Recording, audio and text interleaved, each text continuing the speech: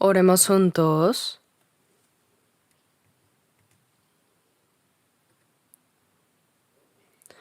Nuestro Padre Dios, Santo y Misericordioso, que nos amas. Te damos gracias por habernos salvado con la preciosa sangre del Señor. Gracias por darnos la vida eterna y la esperanza tan gloriosa. Te damos gracias porque aún en esta tierra creemos en tu palabra de que no nos dejarás como huérfanos, sino que siempre estarás con nosotros y que nos guardarás y nos ayudarás hasta el fin del mundo. Gracias porque en este momento nosotros que hemos recibido la redención por la sangre del Señor, nos reunimos ante ti para alabar tu inmensa gracia y amor, para poder aprender tu palabra, y gracias por permitirnos tener comunión en esta santa congregación. Creemos que en este momento también estás aquí entre nosotros. Te pedimos que examines a cada uno de nosotros y que nos sostengas con tu mano misericordiosa y poderosa y que nos edifiques más completamente en santidad con tu gracia, palabra y Espíritu Santo para que podamos vivir dignamente como hijos de Dios en el resto de nuestras vidas. Este mundo se vuelve cada día más turbulento y se llena de pecado. Dios, sin tu ayuda y guía, inevitablemente caeremos en pecado. Por eso, Señor, sosténnos con tu mano misericordiosa y poderosa. Te pedimos que acompañes con tu gracia, palabra y el poder del Espíritu Santo a todas nuestras iglesias en el país y nuestras iglesias en el mundo y a todos los hermanos que están guardando su fe y están predicando el Evangelio en medio de las dificultades.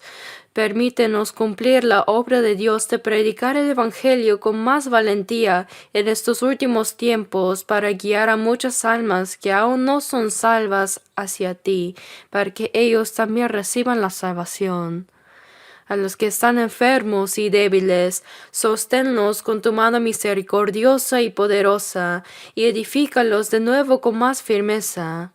Señor, que en cada momento nos das la palabra necesaria según el tiempo, y que nos enseñes el camino a seguir. Enséñanos más tu palabra que deseas revelarnos ahora. Enséñanos tu santa voluntad y lo que debemos hacer.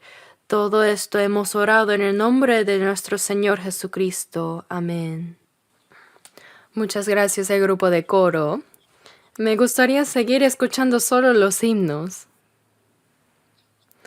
La letra de los himnos y las voces del coro siempre nos conmueven profundamente. Tanto que a veces pienso que pueden ser aún mejores que el sermón. Muchas gracias. Busquemos nuestras Biblias. Vamos a San Mateo, capítulo 6.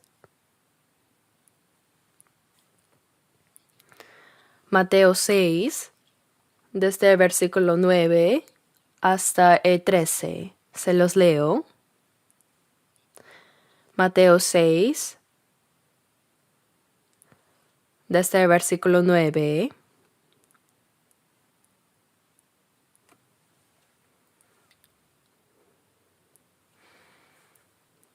Vosotros, pues, oraréis así: Padre nuestro que estás en los cielos, santificado sea tu nombre. Venga tu reino, hágase tu voluntad, como en el cielo, así también en la tierra. El pan nuestro de cada día, dánoslo hoy, y perdónanos nuestras deudas, como también nosotros perdonamos a nuestros deudores. Y no nos metas en tentación, mas líbranos del mal. Porque tuyo es el reino, y el poder, y la gloria, por todos los siglos. Amén. ¿Hasta ahí?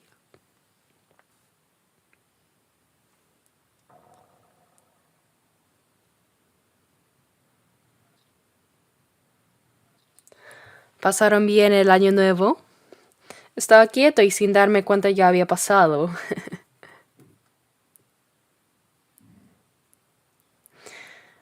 Bueno, así ya pasó el año nuevo según el calendario solar y también lunar. Un año ha terminado y otro año nuevo ha comenzado. Han sumado un año más a su edad, ¿verdad?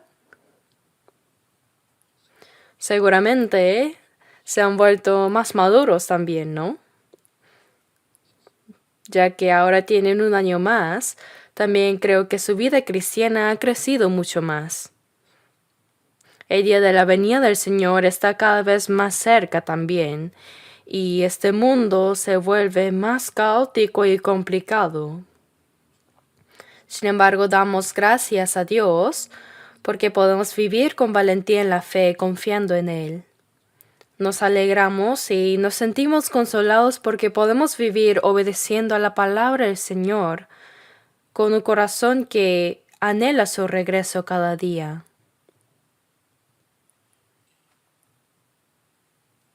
Entonces hoy, basándonos en el pasaje que acabamos de leer, hablaré sobre la oración que el Señor nos enseñó. La conocen bien, ¿cierto? Con este título les compartiré el mensaje de hoy. Parece sencilla esta oración, pero en ella está contenida una profunda voluntad de Dios. Por eso me preocupa si podré transmitir este mensaje correctamente.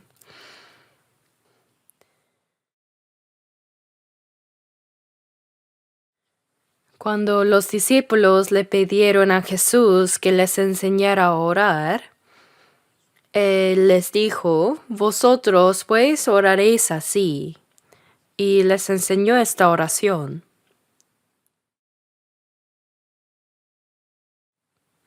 Mucha gente conoce esta oración como el Padre Nuestro. Yo también cuando iba a otra iglesia antes, al finalizar el culto el pastor decía, cantemos el himno número 3 y recitemos el Padre Nuestro. Y me gustaba porque significaba que el culto había terminado. Así muchas personas lo memorizan de manera mecánica. Repiten el Padre Nuestro de memoria sin pensar en su significado. Sin embargo, el Señor no nos dio esta oración solo para que la recitamos en el culto como parte de una ceremonia. No es algo que debamos recitar sin reflexionar, como si fuera un simple ritual. De hecho, una persona que no ha nacido de nuevo verdaderamente no puede hacer esta oración. Es una oración que deben hacer aquellos que han experimentado un verdadero nuevo renacimiento. Jesús no nos enseñó esta oración para que oremos únicamente con estas palabras, sino para que comprendamos cuáles son los elementos esenciales de la oración de un cristiano.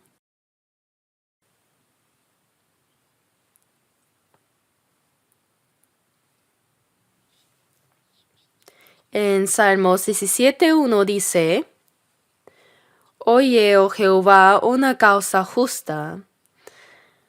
Está atento a mi clamor, escucha mi oración hecha de labios sin engaño. Por ejemplo, cuando hacemos una llamada también, no simplemente levantamos el celular y decimos lo que queremos y no más, sino que primero decimos aló y esperamos que la otra persona responda sí para asegurarnos de que hemos llamado a la persona correcta. Luego expresamos nuestro mensaje de manera clara y concisa. Así es la oración, es hablar con Dios. Es un hecho asombroso que podamos orar a Dios. Si lo pensamos bien, podríamos preguntarnos cómo puede Dios escuchar al mismo tiempo todas las oraciones de tantas personas en el mundo. Pero no es necesario preocuparnos por eso, porque Dios no es hombre como nosotros. No importa cuántas personas oren a la vez, porque Él escucha cada oración. El problema es si es que oramos correctamente a Dios o no. Antes de orar, primero debemos estar espiritualmente conectados con Dios, ¿no? Por eso la oración comienza con Padre nuestro que estás en los cielos. En Isaías 66:1 dice, El cielo es mi trono, y la tierra estrado de mis pies. Cuando la Biblia dice que el cielo es el trono de Dios, se refiere a todo el universo. Por eso oramos diciendo, Padre nuestro que estás en los cielos. Y en Jeremías 23:24 dice, ¿Se ocultará alguno, dice Jehová, en escondrijos que yo no lo vea? ¿No lleno yo, dice Jehová, el cielo y la tierra? Dice así. No hay ningún lugar donde una persona pueda esconderse de Dios, porque Dios está en todas partes. Por eso en Salmo 139, versículo 2 dice, Dios, has entendido desde lejos mis pensamientos. Así Dios no deja de vernos porque esté lejos. Él está cerca y también lejos a la vez. En otras palabras, Él llena completamente los cielos y la tierra.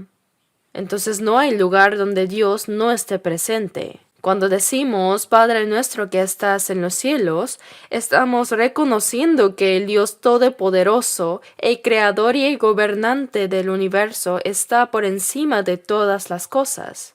El hecho de que podamos llamar a este Dios Padre es un privilegio asombroso, ¿verdad?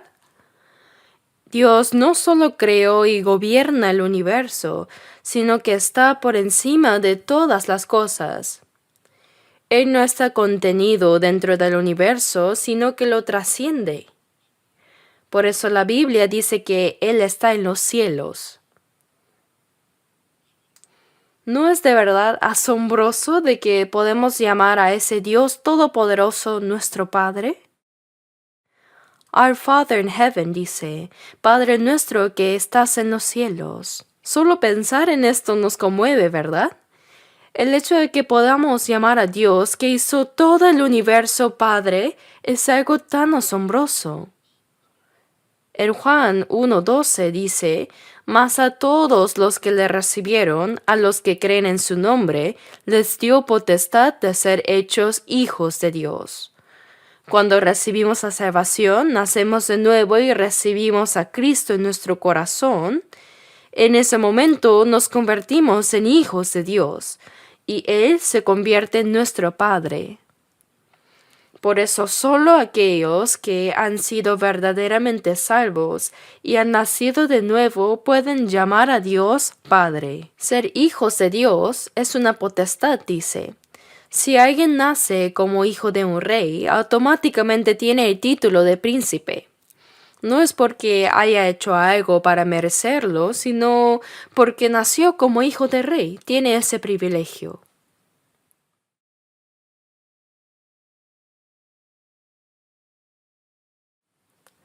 Si alguien nace en una familia multimillonaria, es rico desde su nacimiento, ¿no? Es rico desde su nacimiento, porque es hijo de un multimillonario. Sin embargo, por encima de todo esto, el hecho de que el Dios que creó y gobierna todo el universo sea nuestro Padre es realmente asombroso y maravilloso, y es una realidad. Dios nos ha mandado a orar de esta manera. Por eso llamar a Dios Padre significa que tenemos con Él la relación más cercana e íntima. Entre un padre y un hijo no hay distancias ni formalidades, ¿cierto? Es una relación de amor y confianza. Y al mismo tiempo también sentimos reverencia, respeto hacia nuestro Padre Celestial, ¿verdad? Le respetamos y le tememos con un temor santo. Por eso poder llamar a Dios Padre nuestro que estás en los cielos es algo sumamente profundo. Debemos pensar en ello con seriedad. En el libro de San Juan 8:41, Jesús habló a los judíos. Los judíos eran descendientes de Abraham y el pueblo escogido por Dios. Entre todas las naciones de la tierra, Dios los eligió, no porque los amara solo a ellos, sino fue para revelar su gloria y su carácter al mundo a través de ellos. Por eso, los israelíes tenían un gran orgullo como el pueblo escogido de Dios. Es cierto que fueron el pueblo elegido, pero eso no significa que todos ellos fueran automáticamente salvos e irán al cielo. En 2 de Timoteo 2:10, el apóstol Pablo dijo que incluso los escogidos de Dios también deben ser salvos. Aunque Israel fue el pueblo escogido de Dios, cuando desobedecieron la ley de Dios y rechazaron a Cristo, en lugar de recibir bendición, ellos recibieron mucha maldición. Y como resultado fueron dispersados por el mundo durante más de 2000 años y sufrieron innumerables persecuciones y masacres. Ser el pueblo de Dios conlleva una gran responsabilidad. Para que sus almas sean salvadas, ellos también deben recibir a Jesucristo en su corazón y ser redimidos, al igual que nosotros. Si no son salvos, aunque sean el pueblo escogido, serán desechados delante de Dios. En Juan 8:41 vemos que los israelíes llamaban a Dios Padre. Pero Jesús les dijo claramente que Dios no era su Padre. El pueblo de Israel estaba muy orgulloso de ser el pueblo escogido por el Dios que creó el universo. Pensaban en esto con mucho orgullo. Pero les dijo, Dios no es vuestro Padre. Y no solo eso, sino que vosotros sois de vuestro padre el diablo. Al pueblo, a los judíos que consideraban a Dios como su padre, Jesús les dijo, Dios no es su padre, sino tu padre es el diablo. ¿Por qué? Porque sus acciones demostraban que Dios no era su padre. Jesús dijo también, Él ha sido homicida desde el principio. El diablo ha sido un homicida desde el principio en el huerto de Edén. Él separó a Adán y Eva de Dios y los condujo a la muerte. Y a lo largo de toda la historia, Él tentó al hombre. Lo engañó y lo alejó de Dios para hacerlo pecar. Y fue ese mismo Satanás quien obró en los corazones de los judíos para que rechazaran a Cristo y para que lo crucificaran. Por eso Jesús dijo, Él ha sido homicida desde el principio y no ha permanecido en la verdad porque no hay verdad en Él. Cuando habla mentira, de suyo habla. Es decir, Satanás no solo dice mentiras, sino que las dice como si fueran verdad. Porque es mentiroso y padre de mentira. Todas las mentiras provienen de Satanás. Por eso Jesús les dijo, vosotros sois de vuestro padre el diablo. Y los deseos de vuestro padre queréis hacer.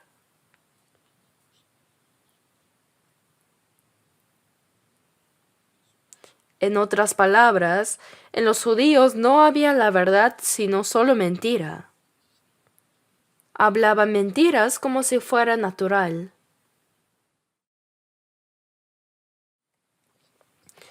Al oír esto, ¿qué hicieron? Quisieron matar a Jesús. Estaban convencidos de que eran el pueblo escogido, que servían a Dios y que Dios era su Padre. Pero cuando Jesús les dijo que en realidad su padre era el diablo y que estaban haciendo las obras de su padre el diablo, ¿qué hicieron los judíos? Se llenaron de ira y quisieron matarlo. Incluso hoy, muchos cristianos no renacidos llaman a Dios Padre. Sin haber nacido de nuevo, llaman a Dios muy naturalmente Padre. Cuando alguien nuevo asiste a la iglesia y escucha a otros orar diciendo nuestro Padre, simplemente repiten Padre nuestro. Al principio puede sentirse extraño, pero después de un tiempo se vuelve un hábito. Dicen Dios nuestro Padre, sin siquiera entender su significado. Pero ¿cuándo Dios se convirtió en su Padre? ¿Cuándo nacieron de nuevo? Nacer de nuevo significa que así como nacemos físicamente de nuestros padres, también debemos nacer espiritualmente de Dios al recibir a Jesucristo en nuestro corazón. Solo aquellos que han nacido de Dios llegan a ser hijos de Dios. Pero muchos que nunca ni siquiera han nacido de nuevo llaman a Dios Padre solo por costumbre. Incluso pueden orar de manera muy elocuente. ¿Saben? Eso es como levantar un celular y hablar sin que haya nadie al otro lado. Uno dice todo lo que quiere y terminando dice, bueno, voy a colgar, ¿ya? ¿Qué importa si cuelga o no? ¿Con quién estaba hablando realmente? Si alguien puede orar correctamente, eso significa que tiene una relación correcta con Dios. Y si alguien puede orar correctamente, significa que su vida cristiana también está en lo correcto. La oración no es un simple ritual.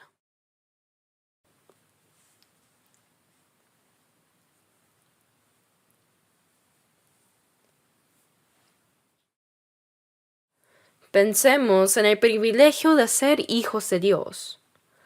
No hay nada más asombroso que eso. El creador de todo el universo, el que está por encima de toda la creación. Pero ese Dios es mi Padre, ¿lo pueden sentir? Es una verdad tan impresionante, pero para los que han sido salvos es una realidad. Debemos creerlo y debemos vivir con el orgullo de ser hijos de Dios.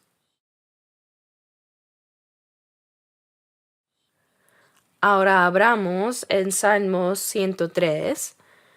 Salmos 103.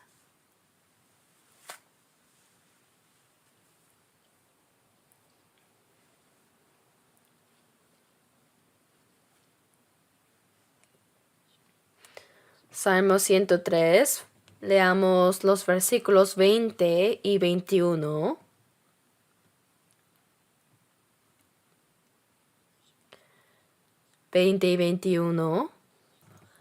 Bendecid a Jehová vosotros sus ángeles, poderosos en fortaleza, que ejecutáis su palabra, obedeciendo a la voz de su precepto. Bendecid a Jehová, vosotros todos sus ejércitos, ministros suyos, que hacéis su voluntad. Leamos juntos el versículo 22. Bendecid a Jehová vosotras todas sus obras, en todos los lugares de su señorío. Bendice, alma mía, a Jehová. Aquí se menciona a los ángeles. Dice, vosotros sus ángeles, poderosos en fortaleza, que ejecutáis su palabra. Habla de su poder. ¿Saben que después de Dios, los seres más poderosos son los ángeles? Dios realiza muchas de sus obras a través de ellos, es cierto. Incluso cuando entregó la ley al pueblo de Israel, lo hizo por medio de los ángeles. Por eso en Daniel 12:1, Dios le dijo a Daniel: en aquel tiempo se levantará Miquel, el gran príncipe que está de parte de los hijos de tu pueblo. Miguel es un ángel. Hay 3 ángeles especiales en la Biblia. Uno es Gabriel, el segundo Miquel y Lucifer. Lucifer es el ángel caído y que se convirtió en diablo por rebelarse contra Dios. Pero Miguel es el ángel guerrero, el gran príncipe que está de parte de tu pueblo. En Josué 23:10 también dice que cuando Israel iba a la guerra contra las naciones paganas, Dios les dijo: un varón de vosotros perseguirá a 1000, porque Jehová vuestro Dios es quien pelea por vosotros. Dios peleaba por el pueblo de Israel. Por eso un solo judío podía vencer a 1000 enemigos. Si Dios está con ellos, no solo 1000, sino 10,000 caerán. Pero ¿cómo lo hacía Dios? Porque Él enviaba a su ángel. En Isaías 37, cuando el ejército de Asiria con 185,000 soldados rodeó Jerusalén y amenazó al rey Ezequías, le enviaron una carta a Ezequías diciéndole: ríndete ahora o los mataremos a todos. ¿Crees de verdad que tu Dios podrá salvarte? Así blasfemaron contra Dios. Le dieron esa carta a Ezequías para que se rindiera. Pero él llevó la carta al templo y oró a Dios: Señor, léelo tú mismo. El rey de Asiria está insultándote. ¿Qué harás al respecto? Entonces el profeta Isaías vino y le dijo: no te preocupes, esta misma noche Dios acabará con ellos. Entonces esa noche Dios envió a su ángel y en Isaías 37:36 dice que salió el ángel de Jehová y mató a 185,000 en el campamento de los asirios. Israel no disparó ni una sola flecha. De hecho, esto ha sucedido varias veces en la historia. Más recientemente, cuando Israel se independizó el 14 de mayo de 1948, tuvo que enfrentar varias guerras y entre ellas la tercera, que es la famosa Guerra de los 6 días en junio de 1967. El presidente egipcio Nasser tomó el mando de una coalición de 14 naciones árabes y rodeó a Israel. Su intención era destruirlos por completo y arrojarlos al mar. Yo incluso tengo el cartel que ellos habían impreso una semana antes de la guerra, empujándolos al mar Mediterráneo. Decía: Go to hell, Zionists. Váyanse al infierno, sionistas. Así llamaban a los judíos que volvían a la tierra de Israel, sionistas. Decían: váyanse al infierno, sionistas. En ese momento Israel tenía solo 2.25 millones de habitantes y su territorio era del tamaño de la provincia de Gangwon en Corea. Los 14 países árabes tenían una población de 120 millones e Israel solo 2.25 millones. ¿Cómo podían ganar? ¿Podían luchar contra ellos? Los ejércitos árabes tenían misiles, tanques y aviones MiG de Rusia y les amenazaba con todo eso. Por supuesto que, Israel tenía aviones Phantom de Estados Unidos, pero comparando el poder militar, no tenían posibilidad de ganar. En términos de número de soldados, de verdad la diferencia era abrumadora. Los árabes intentaron aniquilar a Israel de un solo golpe y arrojarlos al mar, pero en solo 6 días Israel ganó. La guerra comenzó el día después del sábado y terminó el día anterior al sábado, exactamente en 6 días. Por esto Israel triplicó su territorio y capturó toda la península del Sinaí, y en el sexto día Egipto se rindió. Si no se rendían, Israel amenazaba con destruir el Cairo. Nunca ha habido una guerra así en toda la historia del mundo. Hoy en día también algunos pensaron que jamás podría destruir a Israel rápidamente. ¿Pero qué ha pasado? ¿Desaparecería de verdad Israel? Siria, Líbano e Irán, aunque todos ellos se unan contra Israel, no podrán vencerlo. Y pronto Rusia se unirá también. Pero en Ezequiel capítulos 38 y 39 dice que Dios arrastrará a Rusia, la orgullosa nación comunista, sujetándola por la nariz para llevarla a su propia destrucción. Sin saberlo, Rusia marchará contra Israel. Ezequiel 39:4 dice: sobre los montes de Israel caerás tú. Cuando antes viajé a Moscú durante varios años para evangelizar en Rusia, no pude decir esto directamente.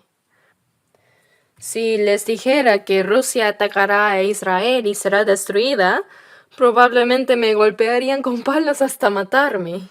Casi se me salió, pero no pude decirlo. Pero se cumplirá sin duda.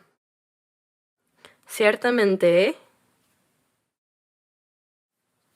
Dios pelea por Israel a través de sus ángeles y lo ayuda. Salmo 103 dice: poderosos en fortaleza, que ejecutáis su palabra, ¿no? Los ángeles cumplen la palabra de Dios. Ellos son seres extraordinarios, pero ¿saben que los ángeles no pueden ser hijos de Dios? Por ejemplo, Lucifer, un ángel, él se llenó de orgullo y quiso ser como Dios. Se rebeló contra él consigo a un tercio de los ángeles, pero al final todos fueron expulsados del cielo y se convirtieron en Satanás y sus demonios. En San Mateo 25:41 dice: apartaos de mí, malditos, al fuego eterno preparado para el diablo y sus ángeles. El diablo aquí es Lucifer. Sus ángeles son los que se rebelaron con él y fueron expulsados al fuego eterno, dice. Pero Cristo no murió en la cruz por los ángeles caídos.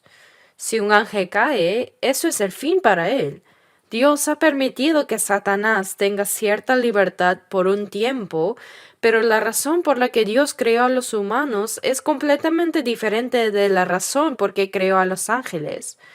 Dios creó a los ángeles como espíritus ministradores. Hebreos 1:7 dice que hace a sus ángeles espíritus y a sus ministros llama de fuego. Como ministradores, trabajadores quiere decir. Y Hebreos 1:14 dice: ¿no son todos espíritus ministradores enviados para servicio a favor de los que serán herederos de la salvación? Dios creó a los ángeles para que sirvan a los santos que serán herederos de la salvación.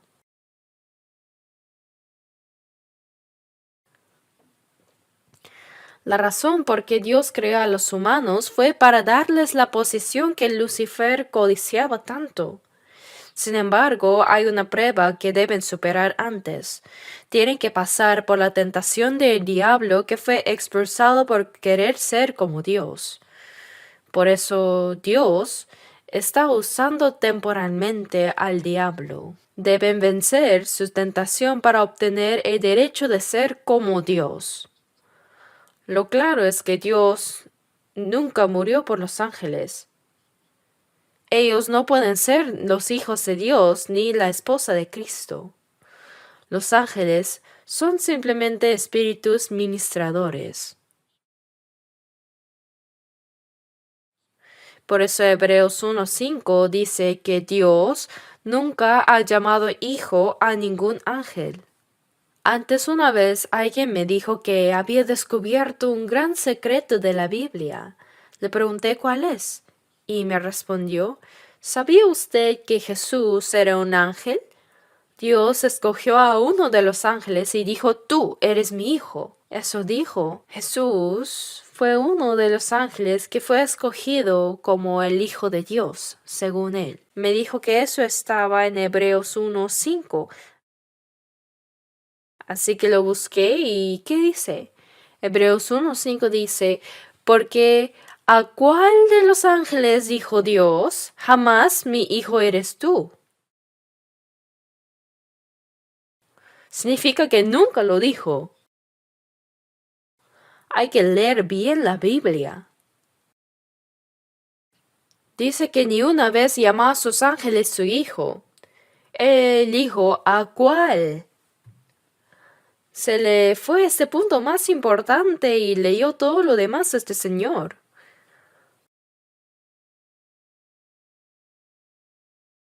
De todos modos, los ángeles son seres poderosos, sí. Son los más fuertes después de Dios. Pero jamás podrán ser hijos de Dios. Por eso en 1 de Pedro 1:12 dice que la salvación que hemos recibido es tan asombrosa. Es algo tan asombroso que incluso los ángeles anhelan mirar. Y Hebreos 1:14 dice, ¿no son todos espíritus ministradores, enviados para servicio a favor de los que serán herederos de la salvación? Hermanos, ¿sabían que cada salvo tiene un ángel guardián? Mateo 18:10 dice, mirad que no menospreciéis a uno de estos pequeños, porque os digo que sus ángeles en los cielos ven siempre el rostro de mi Padre que está en los cielos.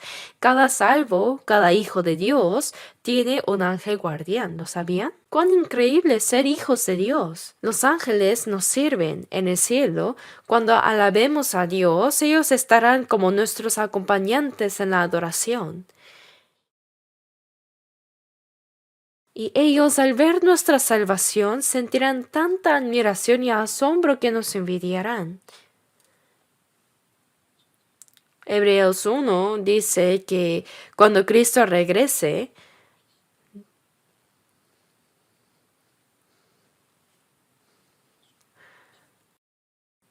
cuando Jesús regrese, Dios traerá a su primogénito al mundo otra vez.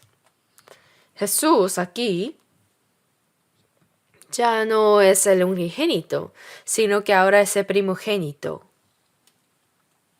Busquemos Romanos 8 un momento. Romanos 8, versículo 14.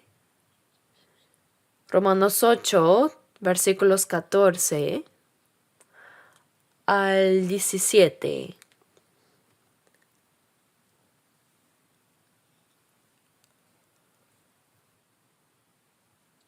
Romanos 8, 14 al 17. Porque todos los que son guiados por el Espíritu de Dios, estos son hijos de Dios, pues no habéis recibido el espíritu de esclavitud para estar otra vez en temor, sino que habéis recibido el espíritu de adopción, por el cual clamamos, Abba, Padre. El Espíritu mismo da testimonio a nuestro espíritu de que somos hijos de Dios, y si hijos, también herederos, herederos de Dios y coherederos con Cristo, si es que padecemos juntamente con Él, para que juntamente con Él seamos glorificados. En este pasaje vemos que los hijos de Dios son los que son guiados por el Espíritu de Dios. Los que han recibido la salvación han recibido el Espíritu de Dios. Como cantó nuestro coro hace poco, siempre me gozaré, aunque angosta senda es, el Espíritu conmigo está. Él está ahora aquí. Aleluya, Espíritu. Para la persona salva, perdón de pecados, la salvación, el nacer de nuevo, ser hijos de Dios y recibir el Espíritu de Cristo, el Espíritu Santo son lo mismo simultáneamente. El Espíritu Santo está presente aunque uno no sepa que está dentro de él. Por eso en Gálatas 3:2 dice, ¿recibisteis el Espíritu por las obras de la ley o por el oír con fe? El Espíritu Santo vino cuando escuchamos y creímos. Debemos creer que el Espíritu Santo está presente. Aunque no sepamos que Él está aquí, definitivamente el Espíritu está en los renacidos. Por eso no habéis recibido el espíritu de esclavitud para estar otra vez en temor, sino que habéis recibido el espíritu de adopción. El esclavo siempre siente temor, ¿verdad? Es porque puede ser expulsado por el más mínimo error. Así es un esclavo. Pero el hijo no tiene que preocuparse por ser expulsado. Él está confiado. Una vez que se convierte en hijo, una vez que es hijo de Dios, es hijo de Dios para siempre. Por eso no habéis recibido el espíritu de esclavitud, sino el espíritu de adopción, por el cual clamamos Abba, Padre. La palabra adopción significa que, aunque originalmente no éramos hijos, fuimos adoptados como hijos. Por eso el Espíritu mismo da testimonio en nuestro espíritu, dice. Cuando el Espíritu Santo viene, da testimonio de que somos hijos de Dios, nos hace creer con certeza. Y dice, y si hijos, también herederos, herederos de Dios. Y coherederos con Cristo si es que padecemos juntamente con Él, para que juntamente con Él seamos glorificados. Quiere decir que somos coherederos con Cristo, herederos conjuntos, ¿no? Recibimos gloria junto con Cristo. ¿No es esto extraordinario? Somos herederos que pueden heredar todas las cosas espirituales de Dios junto con Cristo y recibir gloria con Cristo. Por eso, así como el Señor sufrió y entró en la gloria, si es que padecemos juntamente con Él, para que juntamente con Él seamos glorificados. En fin, llegamos a ser hijos de Dios. Y Él ha puesto el Espíritu de Cristo dentro de nosotros. Hemos llegado a ser herederos de Dios. También en Gálatas 4:6 dice, y por cuanto sois hijos, Dios envió a vuestros corazones el Espíritu de su Hijo, el cual clama, Abba, Padre.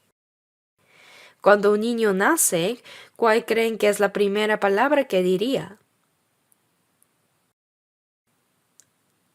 Ma. Papá. Ese sonido de la vida parece ser casi universal. En Estados Unidos dicen papá para padre, ¿verdad? Mamá, papá. Esto no es algo que se aprenda, sino que es un sonido que viene de la vida. Clamamos Abba, Padre. Cuando recibimos la salvación, dice, y por cuanto sois hijos, Dios envió a vuestros corazones el Espíritu de su Hijo, el cual clama Abba, Padre. Así dice. Por eso, es increíblemente asombroso que seamos hijos de Dios. Dios es nuestro Padre que está en los cielos. Ahora pensemos un momento en la palabra nuestro Padre. No es solo mi Padre. Yo no soy el único hijo, sino nuestro Padre.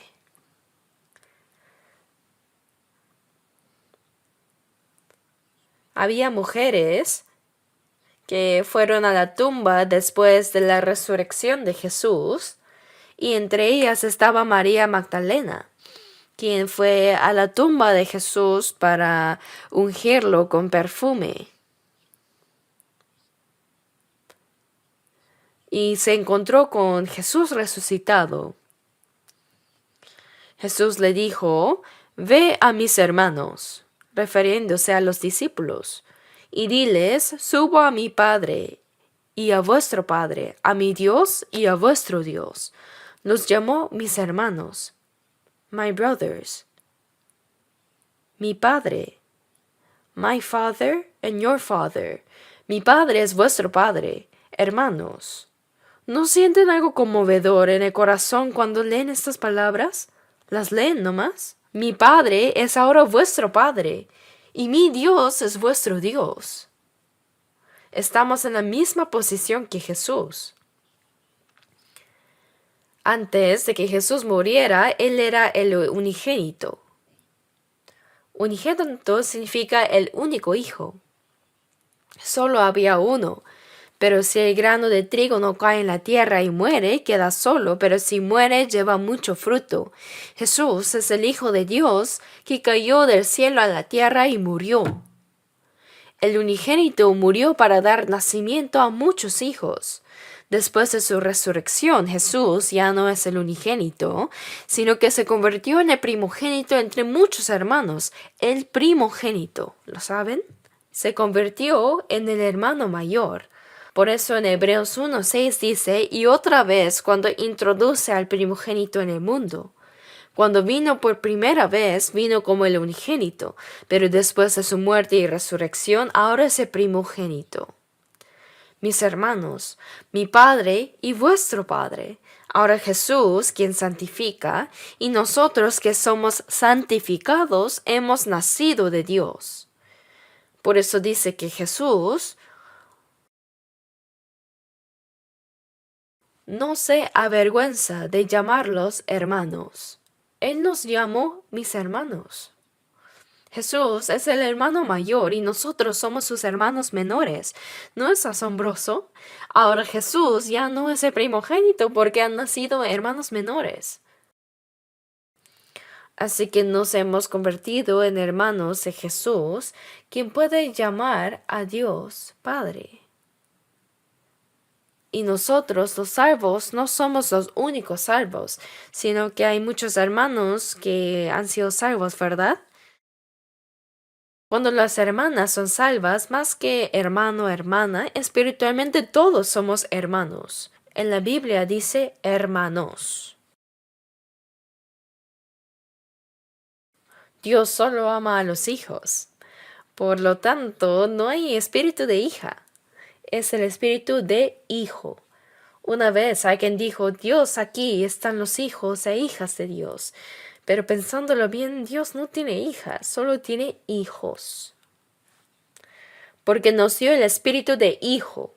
¿Lo saben, hermanas? No es espíritu de hija, sino de hijo. Por eso, ahora hemos recibido la autoridad de ser hijos de Dios. Recibimos este privilegio.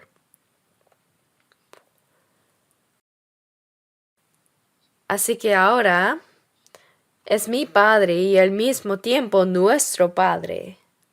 ¿Por qué? Porque hay muchos hermanos salvos.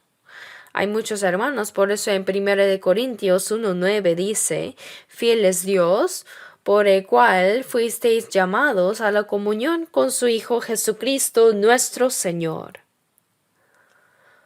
Fuisteis llamados significa ser salvos. Tan pronto como recibimos la salvación, tenemos comunión con el Señor. Muchos santos salvos están aquí, ¿cierto? Tenemos juntos comunión con el Señor. Cuando una persona nace, tiene a su familia, ¿cierto? Su madre, su padre, hermana o hermana mayor. Comienza la comunión con su familia. Es una comunión mutua. Y cuando va a la escuela, tiene comunión con los compañeros de clase. Y luego, cuando va al trabajo, tiene comunión con los compañeros del trabajo. Comunión con su propia gente. Así las personas salvas tienen comunión con los santos salvos. Los gorriones con los gorriones. Y las águilas con las águilas.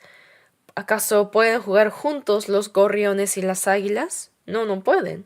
Según su especie, nosotros, los salvos, tenemos comunión entre los cristianos renacidos. No estoy solo. Por eso dice, fiel es Dios. Y ahora en Efesios 4:13,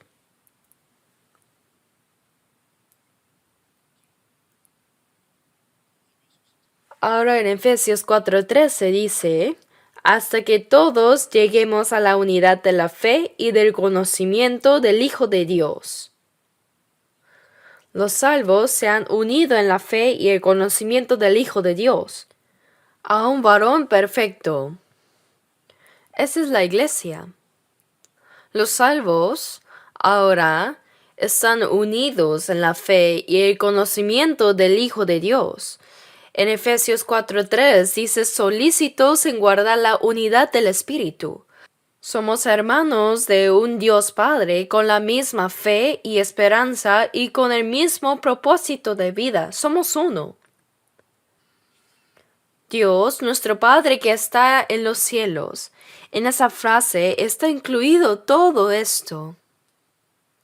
Dios es mi Padre y al mismo tiempo nuestro Padre. Los salvos ahora viven como hermanos sirviendo al mismo Dios Padre.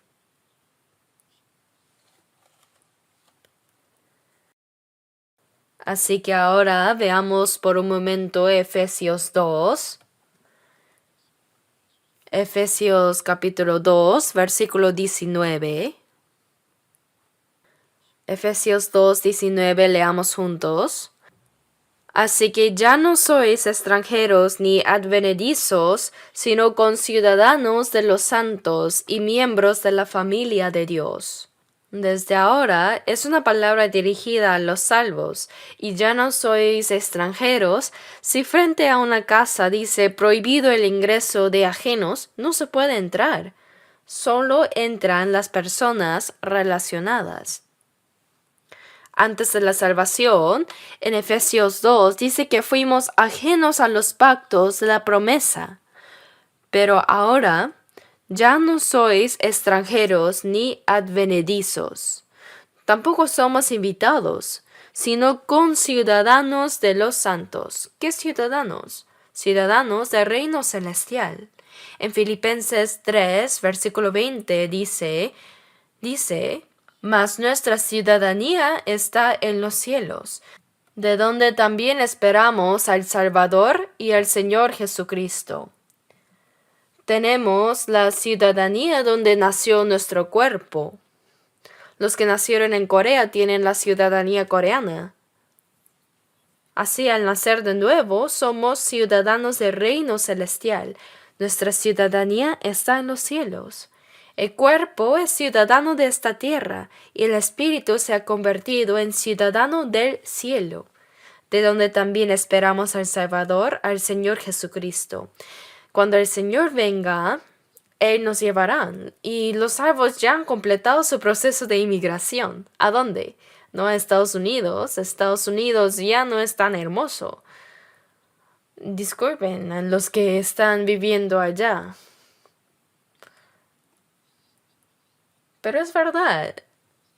Los coreanos cantan, en el hermoso Seúl, viviré en Seúl. ¿Acaso Seúl es tan hermoso? Antes, cuando yo estaba en Daegu y venía a Seúl, al llegar acá me quedaba sin aliento. El aire era tan contaminado que quería huir rápidamente. ¿Qué tiene de hermoso? En el reino celestial tan hermoso, hay la fragancia de las flores hoy, y el árbol de la vida da su fruto bien. Solo está mi Señora allá. Oh, mi hermosa tierra natal. Los ángeles me llaman desde ese cielo. Por eso nosotros, los salvos, somos ciudadanos del cielo con dignidad. Iremos pronto allá. Los trámites de inmigración ya están completos, la visa ya está, y no vamos en avión, sino que cuando el Señor venga, subimos así nomás. Parece que subiremos vivos como Enoch, así que esperemos un poco más. Así será. Por eso somos ciudadanos del reino celestial y conciudadanos de los santos y miembros de la familia de Dios. ¿Qué es miembros? Es ser una familia. Somos la familia de Dios. Ahora los salvos son una nueva comunidad. Dios Padre, junto con Jesús, nos hemos convertido en hijos de Dios, muchos santos que pueden ir al cielo, hermanos y hermanas que forman un solo cuerpo con una sola sangre, la misma esperanza, la misma fe, el mismo propósito de vida, personas que vivirán para siempre juntas en el cielo dentro de poco. Dicen que la sangre es más espesa que el agua, ¿verdad? Por supuesto que la sangre es más espesa que el agua, pero el Espíritu Santo es más espesa que la sangre. No importa cuán buena sea el lazo carnal, pues terminará en unas décadas. ¿Creen que vivirán con sus familias en el cielo? No. Disculpen, pero en el cielo terminará el parentesco. Todos los hermanos salvos se convertirán en uno y vivirán juntos. Así que el linaje carnal, las relaciones carnales terminan en unas décadas. Pero ser hijos de Dios unidos por el Espíritu es eterno. En el cielo también será eterno. Aunque no sepamos cómo viviremos juntos en el cielo, lo sabremos cuando lleguemos, ¿no? Pero cuando lleguemos será maravilloso. Nada en esta tierra se puede comparar ni siquiera con una 10,000ª parte del cielo. En fin, el espíritu es mucho más precioso que la sangre. Así que llegamos a ser la familia de Dios al recibir la salvación en Cristo. Nos hemos convertido en miembros de una nueva comunidad.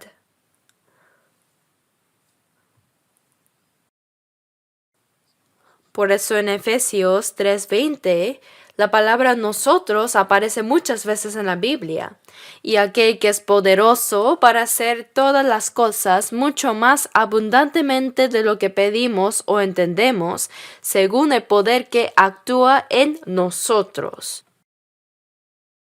El Espíritu Santo actúa en nosotros, los santos salvos, y lo que deseamos fervientemente y oramos se cumple. ¿Qué es esto lo que anhelamos? Él hace que cada día se añadan más personas a la salvación. El Señor obra en nosotros. No obra solo en mí, sino en medio de nosotros. ¿Me dejo entender? Después de ser salvos, no estamos solos. Debemos entender que hay muchos hermanos salvos, santos renacidos juntos. Muchos santos con la misma fe y esperanza. La vida cristiana no es algo que se hace solo. En esa comunidad, dice, solícitos en guardar la unidad del Espíritu, significa que no debemos dejar la iglesia. Dejar esa congregación es dejar al Señor. En Génesis 12, cuando Dios llamó a Abraham de Ur de los Galeos, de aquel lugar de idolatría donde construían la torre de Babel, Dios le dijo, vete a la tierra que te mostraré. Y cuando fue, su sobrino Lot lo siguió. Pero cuando llegaron a la tierra de Canaán, los pastores de Abraham tenían muchos animales, ovejas y ganado, y Lot también tenía sus siervos y ganado. Entonces, el problema fue que los pastores de Abraham y los de Lot peleaban entre sí por los mejores pastos. Así que Abraham le dijo a Lot, no hay ahora altercado entre nosotros dos, entre mis pastores y los tuyos, porque somos hermanos. Está bien dejar que los pastores peleen entre sí, hay que reprenderlos. Entonces Lot debió haber reprendido a sus pastores y jamás debió haber apartado de Abraham. Cuando salió el principio, siguió a Abraham, ¿verdad? Estar con Abraham es estar con Dios. Abraham le dijo, si te incomoda vivir conmigo, puedes irte. Dijo, si fueres a la mano izquierda, yo iré a la derecha, y si tú a la derecha, yo iré a la izquierda. Elige tú primero. Entonces, este sobrino Lot, ¿qué debía haber dicho? ¿Cómo podría dejarte, tío? Dejarte es lo mismo que dejar a Dios. No me iré. Debió haber reprochado a los pastores, pero alegremente dijo, lo siento, tío, pero voy a escoger primero, ¿ya? Sodoma y Gomorra parecían tener agua abundante y ser como el huerto del Edén. So, tío, voy a ir allá donde está Sodoma y Gomorra, ¿ya? Está bien. Ve, vive bien. Anda. Abraham se quedó en el campo vacío, pero Dios estaba ahí con él. Cuando Sodoma y Gomorra estaban llenas de pecado y fueron destruidas con fuego y azufre, Abraham oró fervientemente y por eso Lot sobrevivió. Sí sobrevivió, pero Como dice, él mismo será salvo, aunque así como por fuego, ¿verdad? Lot apenas escapó con vida cuando la ciudad de Sodoma y Gomorra se quemó. ¿Qué nos enseña esto? Aunque seamos salvos, si dejamos la reunión de los salvos, no podemos ser guiados por el Espíritu de Dios. Dejar a Abraham es dejar a Dios. De la misma manera, si recibimos la guía de alguien que fue salvo primero y por sus oraciones fuimos salvos ahí y en ese lugar llevamos juntos la vida cristiana, no debemos dejar el grupo de los santos que fueron salvos primero, porque el Señor está ahí en ese grupo. Dios es nuestro Padre, no solo mi Padre. Deben saber que dejar esa congregación salva es igual que dejar a Dios. Hay personas que dicen que son salvas, pero después de un tiempo no se les ve, ellos se van. Y otros que se van y luego reaparecen cuando creen que ya se han olvidado. Bueno, es afortunado porque al menos han vuelto, porque hay algunos que nunca se les ve. No podemos saber si esa persona realmente es salva o no. Estar en el grupo de los santos salvos puede ser la evidencia de salvación.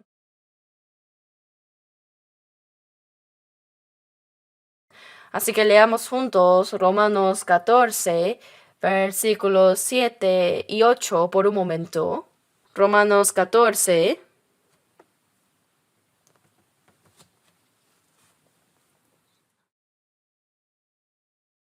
Versículos 7 y 8, leamos juntos. Porque ninguno de nosotros vive para sí, y ninguno muere para sí. Pues si vivimos, para el Señor vivimos, y si morimos, para el Señor morimos. Así pues, sea que vivamos o que muramos, del Señor somos. Aquí nosotros. Qué palabra tan entrañable es la palabra nosotros. La congregación de los santos salvos. Ninguno de nosotros vive para sí y ninguno muere para sí. Es algo normal, no es nada especial. Cuando somos salvos, viviré para el Señor, moriré para el Señor, viva o muera que soy del Señor. Esto es verdad. Mi alma y mi cuerpo no son míos, sino del Señor, todos nosotros. Por eso ninguno de nosotros vive para sí, y ninguno muere para sí. ¿Qué pagaré a Jehová por todos sus beneficios para conmigo? Si somos salvos, somos personas que vivimos juntos para corresponder a la gracia de Dios. Pues si vivimos para el Señor, vivimos, y si morimos para el Señor, morimos, ¿verdad? Es natural, no es nada especial. Pero yo no. Yo sí vivo para mí, sufro para mí y voy a morir para mí. Entonces algo está mal. Ahora somos personas que compartimos el mismo destino en la comunidad de los hijos de Dios para el Señor. Cooperamos juntos para el Señor y por el Evangelio del Señor para la gloria de Dios, según su palabra.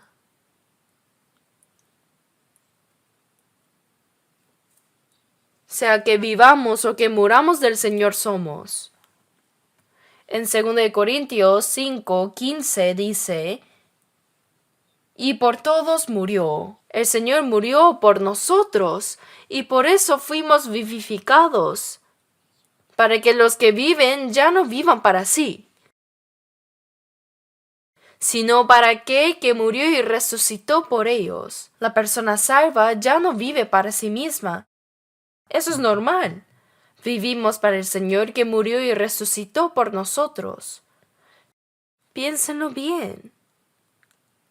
Si no fuera así, ¿no sienten en sus conciencias que algo está mal? ¿Piensan que ser uno solo significa reunirse los domingos para orar, cantar y tener comunión como hermanos? ¿No deberíamos compartir la misma esperanza, el mismo propósito de vida y el mismo destino, ya sea que vivamos o muramos? Todo es para la gloria de Dios.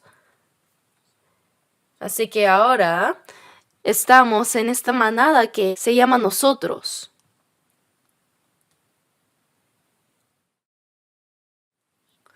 Veamos también Hebreos 2:10. Hebreos 2, versículo 10.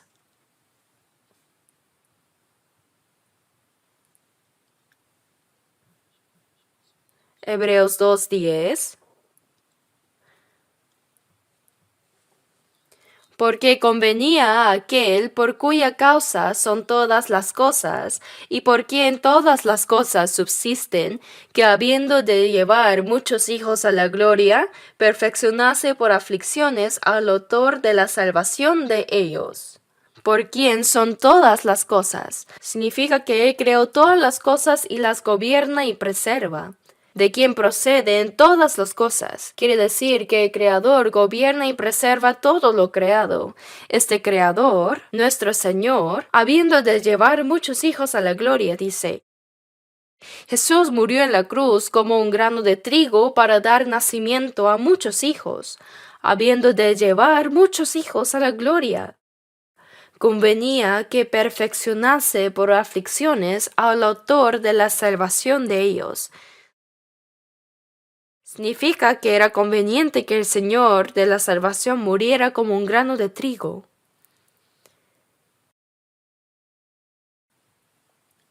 Convenía que perfeccionase por aflicciones. Un grano de trigo debe morir para dar fruto y dar nacimiento a muchos hijos de Dios, para llevar muchos hijos a la gloria de Dios, ¿verdad? Así que el versículo 11 dice: Porque el que santifica y los que son santificados de uno son todos, por lo cual no se avergüenza de llamarlos hermanos. El que santifica es el Señor. Jesús es el Hijo de Dios, el unigénito. Nosotros somos nacidos de Dios. Como nacimos del mismo, no se avergonzó de llamarnos hermanos. Por eso Jesús resucitado dijo: Ve a mis hermanos y diles: Sube a mi Padre y a vuestro Padre, a mi Dios y a vuestro Dios. Ahora nos hemos convertido en hijos de Dios junto con Jesús. Llegamos a ser participantes de la gloria con Dios. Es algo maravilloso.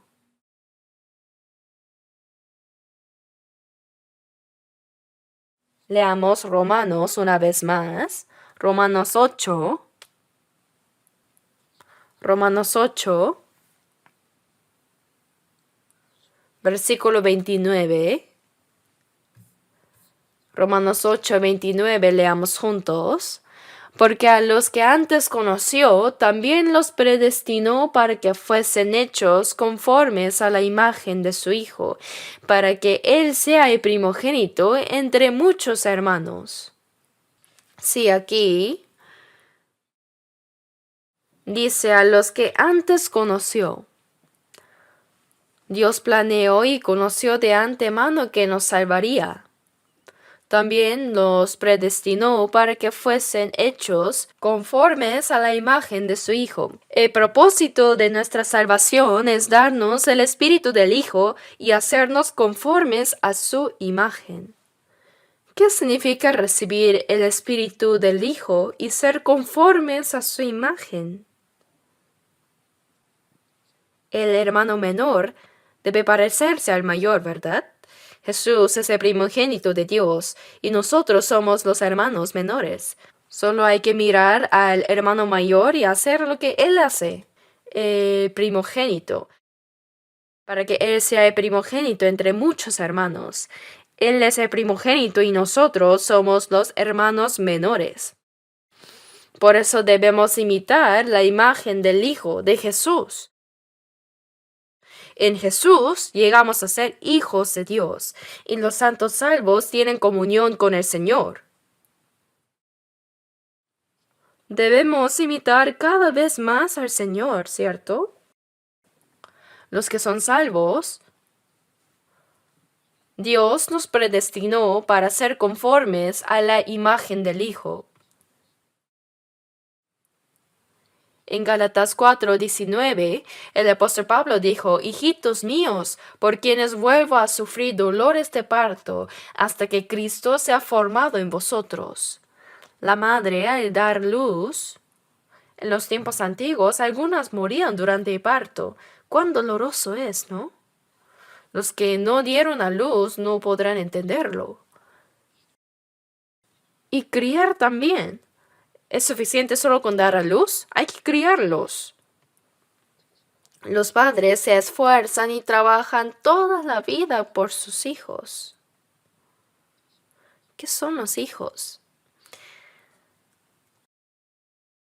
Para estos Gálatas, el apóstol Pablo sufrió dolores de parto para llevarlos a la salvación. Y después de ser salvos, cuando todavía no entendían qué significaba vivir según el Espíritu, los legalistas vinieron y confundieron su fe.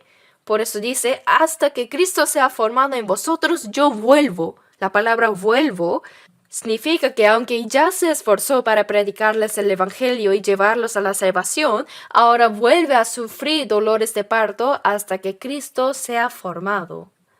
Cristo debe ser formado en nosotros, ¿sí? Por eso, nos salvó para que imitemos la imagen del Hijo, y la imagen de Cristo debe formarse gradualmente en nosotros. Debemos parecernos cada vez más al Señor. En Romanos 8:17 dice, y si hijos, también herederos, herederos de Dios y coherederos con Cristo. Junto con Cristo, el que dice que permanece en mí debe andar como Él anduvo. Uno debe andar como anduvo el Señor poco a poco. Lo que hablamos, pensamos y hacemos debe parecerse cada vez más al Señor. En 1 Corintios 13, el apóstol Pablo dijo, cuando yo era niño hablaba como niño, pensaba como niño, juzgaba como niño, mas cuando ya fui hombre dejé lo que era de niño. ¿Qué es la madurez cristiana? Nuestra fe debe crecer gradualmente y nuestra forma de hablar, pensar y actuar debe parecerse cada vez más al Señor, ¿verdad? Debemos imitar cada vez más al Señor y cuando Él venga, hasta este cuerpo será transformado en un cuerpo glorioso como el del Señor. Así como el gusano que comía hojas entra en su capullo y sale convertido en mariposa y vuela, también la cigarra no se convierte en cigarra inmediatamente, sino que tiene un proceso de 7 años. Luego se quita su caparazón y vuela de repente. Así, debemos parecernos cada vez más al Señor hasta ser como Él cuando venga. Dicen que son salvos, pero cuando vemos cómo hablan, actúan y viven, siguen igual que antes. Bueno, no sé. ¿De verdad serás salvo? ¿Realmente? La salvación no es una teoría. Debe convertirse en verdad. Debemos parecernos cada vez más al Señor. Por eso en Colosenses 3, versículos 9 y 10 dice, habiéndoos despojado del viejo hombre con sus hechos y revestido del nuevo, el cual conforme a la imagen del que lo creó, se va renovando hasta el conocimiento pleno. El viejo hombre, antes de la salvación, ¿verdad? Hay que despojarnos del viejo hombre con sus hechos y revestirnos del nuevo, el cual conforme a la imagen de que lo creó.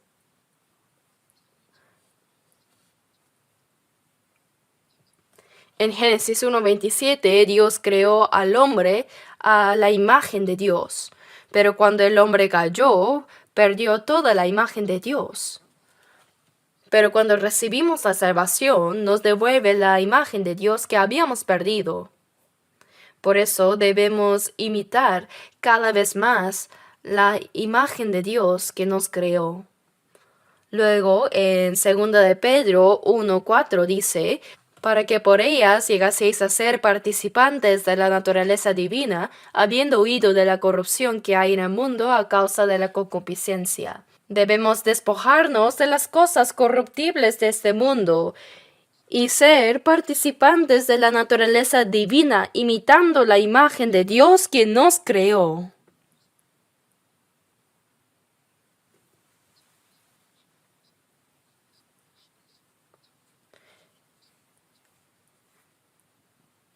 En Mateo 5:48 dice, sed pues vosotros perfectos como vuestro Padre que está en los cielos es perfecto. ¿Cómo podemos ser perfectos como Dios?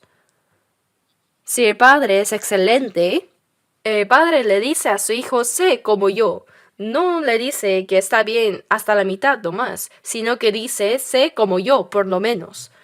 Aunque no pueda ser mejor, quiere que por lo menos sea como Él, el Padre. Sed pues vosotros perfectos como vuestro Padre que está en los cielos es perfecto. Debemos asemejarnos a Él cada vez más. Cuando ven a un monje en el templo, ¿a quién se parece? A Buda. Miren qué benevolente han hecho a Buda. Cuando los ven golpeando el gong de madera todos los días, parece que se van asemejando poco a poco de verdad. La benevolencia fluye de ellos.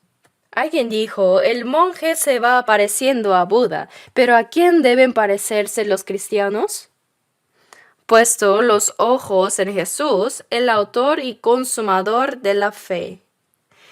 En Hebreos 12, cuando dice que miremos al Señor que nos perfecciona, es como un pintor que pone el modelo frente a él y lo pinta en su lienzo, copiando exactamente el rostro. Cuando estaba en Moscú, vi a un artista sentado dibujando rostros de personas. Y alguien me dijo, pastor, que le haga un retrato. Así que dije, bueno, ¿por qué no? Y lo dibujó muy rápido. Era idéntico a mí. Así que lo enmarqué y lo colgué. Lo dibujó muy bien. Dibujaba al toque con el lápiz. Puestos los ojos en Jesús, el autor y consumador de la fe. Significa que así como un pintor traslada cada cabello y cada ceja todo a su lienzo, así debemos trasladar todo lo del Señor a nuestro corazón y a nuestra vida. Debemos parecernos cada vez más al Señor.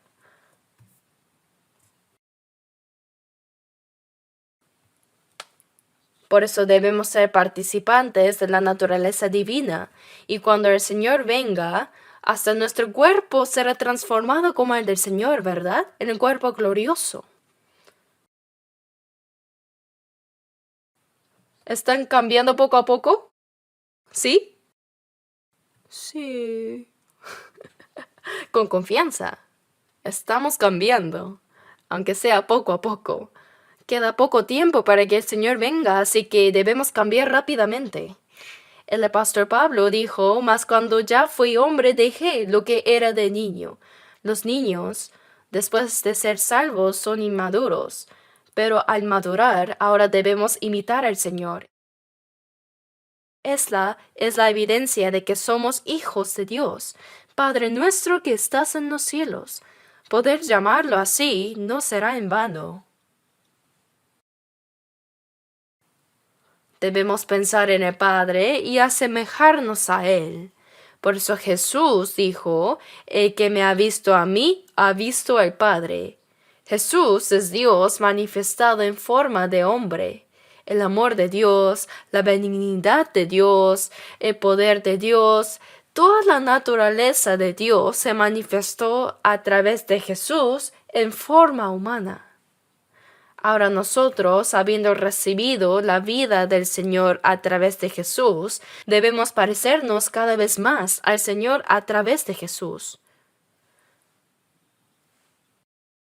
Veamos por un momento 1 de Juan capítulo 3, 1 de Juan 3. 1 de Juan 3, versículos 1 al 3. Leamos juntos lentamente. Mirad cuál amor nos ha dado el Padre para que seamos llamados hijos de Dios. Por esto el mundo no nos conoce, porque no le conoció a Él. Amados, ahora somos hijos de Dios, y aún no se ha manifestado lo que hemos de ser, pero sabemos que cuando Él se manifieste, seremos semejantes a Él, porque le veremos tal como Él es, y todo aquel que tiene esta esperanza en Él se purifica a sí mismo, así como Él es puro. Lean estas palabras en sus casas una y otra vez. Ahora somos hijos de Dios. Tiene un significado extraordinario.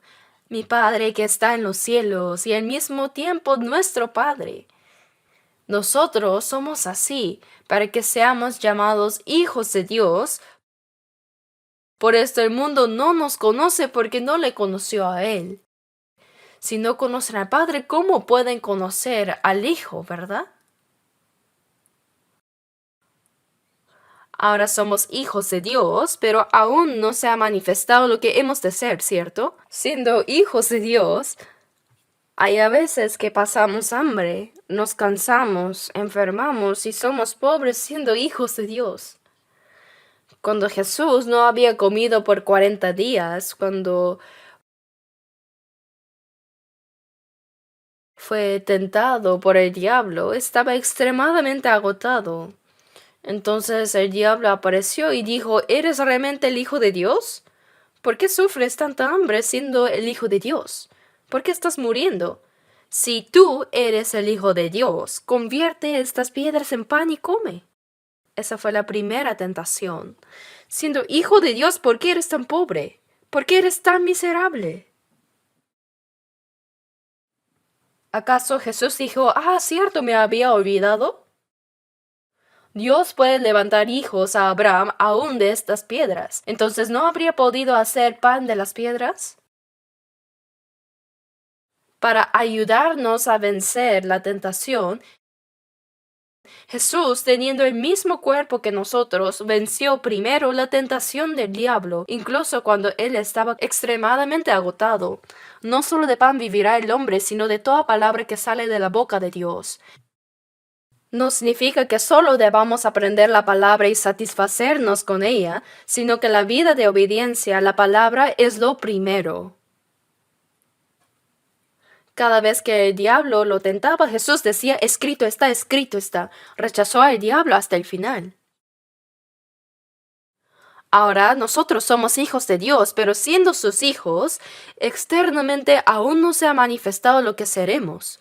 Los hijos de Dios son despreciados, odiados, pobres, miserables. Pero sin duda somos hijos de Dios.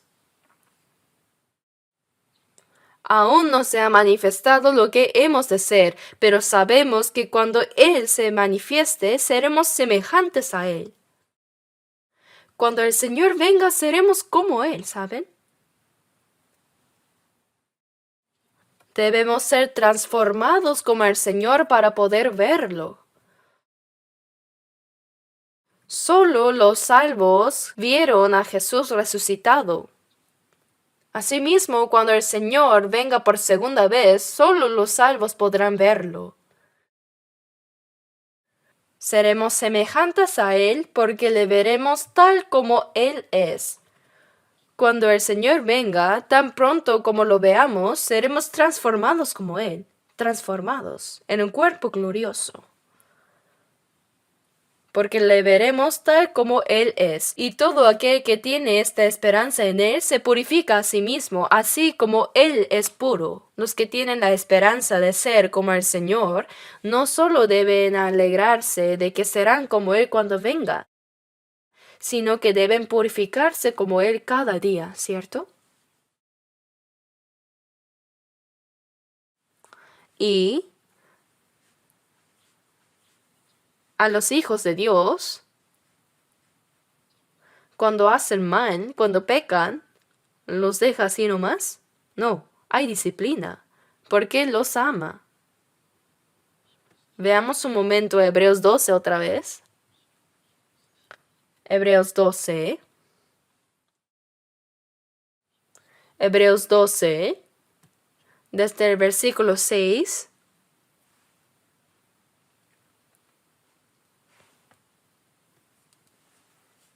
Porque el Señor al que aman disciplina y azota a todo el que recibe por hijo. Si soportáis la disciplina, Dios os trata como a hijos. Porque ¿qué hijo es aquel a quien el padre no disciplina? Pero si os deja sin disciplina, de la cual todos han sido participantes, entonces sois bastardos y no hijos. Por otra parte, tuvimos a nuestros padres terrenales que nos disciplinaban y los venerábamos. ¿Por qué no obedeceremos mucho mejor al Padre de los Espíritus y viviremos?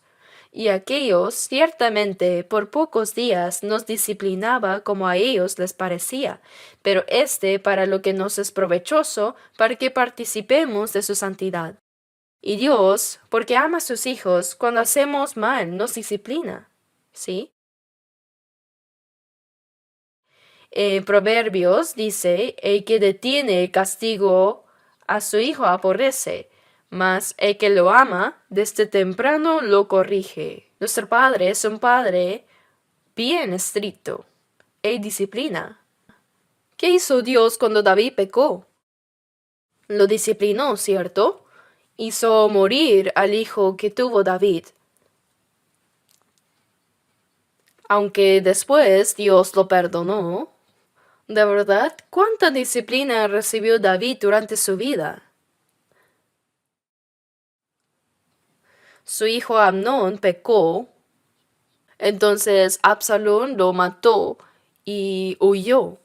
Y cuando regresó, ese Absalón codició el trono de su padre, y David tuvo que huir de su hijo Absalón. Fue expulsado del palacio y sufrió mucho. Todo eso fue disciplina.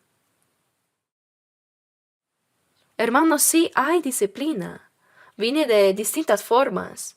A veces el padre hace mal, pero el hijo recibe la disciplina. Es un caso especial. Luego puede venir la disciplina física, la enfermedad como disciplina. No toda enfermedad es disciplina, pero hay enfermedades que sí vienen así. También, materialmente, Dios puede quitar todo lo que uno tiene. La disciplina puede venir también mentalmente. Hay varios tipos de disciplina.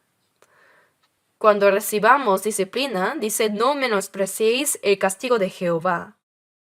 Debemos aceptarla bien. Si no hay disciplina, somos bastardos y no hijos.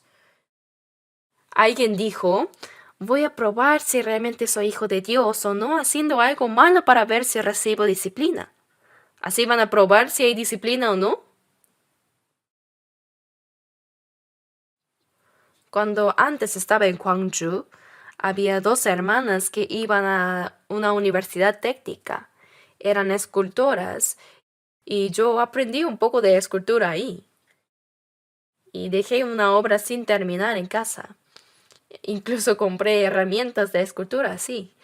Pero estas hermanas vivían bien la vida cristiana. Y llegó el tiempo de casarse. Y cuando les presentamos hermanos salvos, no les gustaron. No les gustaban. Entonces una de ellas se casó con un no creyente. No sé qué le gustó de él. Y entonces la otra hermana también la siguió y se casó con otro no creyente. Entonces les dije, así van a recibir disciplina. Pastor, vamos a ver qué es esa disciplina. Después de casarse, desaparecieron como el viento. No se sabía dónde estaban. Luego en un retiro en Seúl, apareció una de las hermanas cargando un bebé, toda demacrada. Pastor, recibí disciplina. Que lo experimente. La vi una vez y de ahí nunca más. Dijo que su esposo la hacía vender alcohol. Hermanos, es disciplina. No debemos menospreciar la disciplina. Es porque nos ama. En casos severos hasta mata. Si Dios ve que no debe dejar vivir, se lo lleva. Por eso en 1 Corintios 5:5 dice, el tal se ha entregado a Satanás para destrucción de la carne, a fin de que el espíritu sea salvo en el día del Señor Jesús. Si verdaderamente es salvo, aunque la disciplina llegue hasta matar la carne, el espíritu no perece. Hay disciplina, pero no hay perdición. Hermanos, llamar así Padre nuestro que estás en los cielos, no saben cuán importante es, ¿sí? No es un asunto simple. Así que sabiendo que hay disciplina, bueno, hablando se nos ha ido mucho el tiempo.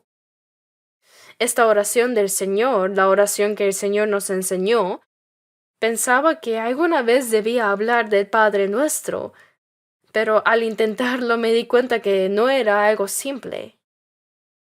Our Father in Heaven, esa sola frase, Padre Nuestro que estás en los cielos, no saben cuánta responsabilidad hay en eso para nosotros. El ser llamados hijos de Dios es la máxima gloria y gracia que Dios nos ha dado y al mismo tiempo nos da una gran responsabilidad. Los hijos de Dios no deben actuar descuidadamente. Es una posición más gloriosa que la de los ángeles. Por eso debemos vivir dignamente como hijos de Dios. Bueno, continuaré hablando de esto la próxima vez. Oremos juntos. Padre Dios misericordioso, nosotros anduvimos lejos de ti y merecimos recibir tu juicio y castigo, pero te damos gracias por tu grande y maravilloso amor, porque tuviste compasión de nosotros, y el Señor Jesús murió en nuestro lugar, y con la sangre preciosa que derramó limpió eternamente nuestros pecados, y nos salvaste sin mérito. Gracias por esa gracia tan inmensa. Ahora nuestro cuerpo y alma fueron comprados por la sangre del Señor, por eso somos tuyos. Guíanos para que podamos vivir dignamente como hijos de Dios en el resto de nuestras vidas, y para que podamos glorificar a Dios a través de nuestras vidas. Te lo encomendamos, Señor, en tu mano misericordiosa y poderosa. Creemos que tu imagen en nosotros se irá formando cada vez más y que cuando vuelvas, Señor, nuestro cuerpo físico será transformado en un cuerpo glorioso como el tuyo. Guíanos para que toda nuestra vida pueda transformarse limpia y santamente cada día, así como tú eres santo. Oramos en el nombre de nuestro Señor Jesús. Amén.